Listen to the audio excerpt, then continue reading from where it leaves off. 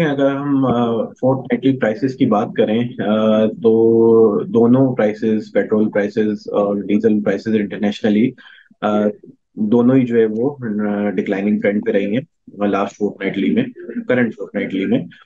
जैसे डीजल की प्राइस तकरीबन जो है वो 104.80 से जो है वो कम होके 101.4 जो है वो हो गई है। इसी तरीके से जो पेट्रोलियम की प्राइसेस है वो भी जो है वो तकरीबन 2.5% से जो है 2.9% से डिक्लाइन हुई है, और $90 पर बैरल से कम होकर 87.4 हो गई है। इसके अगेंस्ट अगर हम लोकल करेंसी की मूवमेंट देखें तो मोर लेस सेम ही रही है। 286 की एवरेज पिछली फोर्टनाइटली में भी थी और इस फोर्टनाइटली में भी 286 की एवरेज है।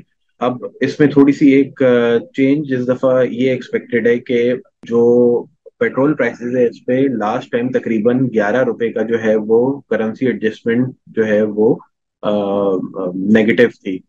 तो और वैसे तो एक्सपेक्टेशन ये है कि दोनों प्राइसेस में डिक्लाइन बनता है, बट अगर वो एडजस्टमेंट हटा दी जाए तो हम एक्सपेक्ट कर रहे हैं तकरीबन ₹9.5 पर लीटर से डीजल की प्राइसेस जो है वो कम हो सकती हैं।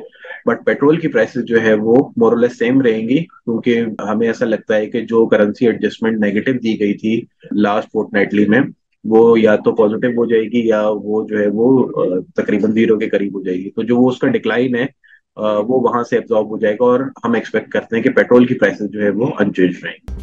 मज़ीद न्यूज़ अपडेट्स और डिजिटल स्टोरीज के लिए सब्सक्राइब करें डॉन न्यूज़ पाकिस्तान।